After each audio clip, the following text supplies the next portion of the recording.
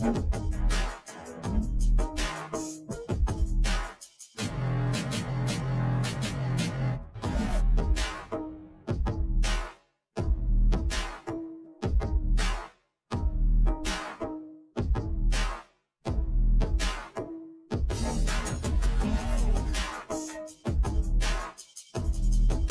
sa inyo mga katropa peace. I-review natin ngayon itong Mitsubishi X4.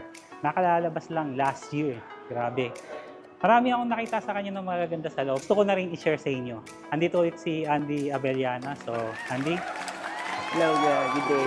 This is X-Force GLS. For this, we have two variants, GLS and GT variant. Oh. Anong special nito? This is a 1.5 gas engine. Maraming features sa loob to eh. So guys, keyless entry na rin siya. Oh. So, pasok. Ito yung maganda sa kanya.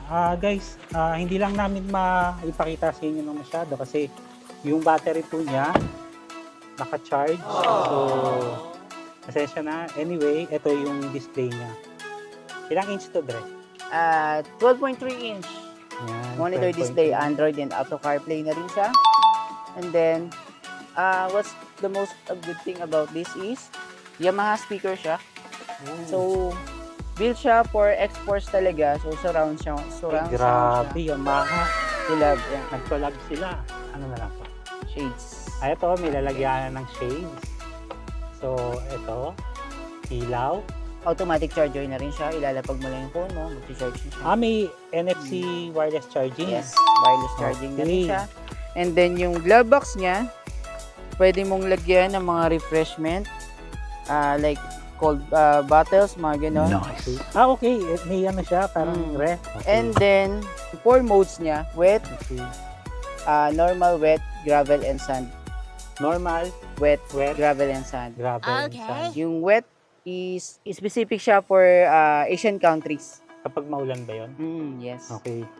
Gravel and sand kapag nasa buhangin ka, sa Yes. dagat. Pwede? May mode siya. Oh. Then, ganun din, naka-auto parking. So guys, ito, keyless na siya kapag hiram ako niyan. So may iba, yung iba kasi, Like for expander. okay, like for expander, kapag ginanyan mo to, tapos apakan mo lang yung brake, tapos start, dinan mo lang to. So mag-start na siya. So pwede mo iwan dito yung susi, pwedeng hindi. Pwedeng isabit mo lang dito sa ano mo, katulad sa akin yan. Mga modes niya, park, reverse, neutral, drive, and low. Hindi ko mahigalaw kasi Hindi, nakapatay. kasi, okay. So mga optional niya, ito yung mga ilaw niya. Auto climate na Masayang ito. hindi namin mapakita yung monitor niya. Sobrang Oo. ganda na ito. So 5-seater siya guys. Pakita ko na rin sa inyo yung sa likod.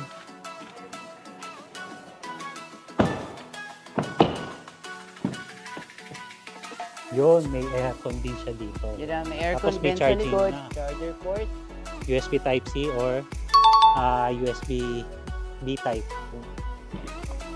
Natutupi din siya. Tutubi din siya. Sige nga, pakita. Ayan, natutupi. Just in case na marami kayong lalagyan na iuwi sa province ninyo. Ito, may cup na rin kapag nakahiga. Oh. Tama ba, cup to? Tama. Spare tires. Yamaha speaker din sa likod. Yup, Yamaha speaker. Low bat. Okay, low bat pa siya. So, yung gulong niya, okay, hindi namin maipakita yung gulong kasi low bat. Hindi namin mabuksan tong likuran. Pero nandito siya sa itaas. Tama? Tama. So, nasa magkano yung ganyan, Dre? For this SRP niya ng GLS is 1.367 1.3. Cash yun. cash. 1.367, then kaya natin ng discount dito up to 140,000. 140. Kaya Yes. ma-discount. Kung financing naman, kaya natin siya ng 0 DP plus 2 months amortization. So, bali, ang first payment mo is after 90 days pa. All banks are accepted din. All banks. Ilang inch yung gulong niya? 18. 18. 18 inch. 18 inch ang gulong. Pwede to sa mga young professionals na gusto na maging aesthetic. Yung mga doctors, mga professional, yung pang social naman yung tinginan niyo. Oh. Pag malayo pa lang, pansinin na kayo. Bukod sa doktor, ano pa, teacher, mga professor, mga IT. Yun, mga IT professional dyan, bagay ito sa inyo. Kasi yung loob pa lang niya, yung display pa lang niya. Nakikita nyo na, parang napaka-techie, gano'n. Two-tone to guys, so ayan yung bubong, color black, tapos white yung ano. Yun ang two-tone. Kapag monotone, ganyan, isang white diretso. Kung may katanungan pa kayo guys regarding dito sa X-Force, you can chat or message si Andy Abellana dito. Ito siya guys, nakikita nyo. Nakikita nyo yung profile niya. Kung ano yung sombrero niya, yan din yung nasa profile niya. Yan.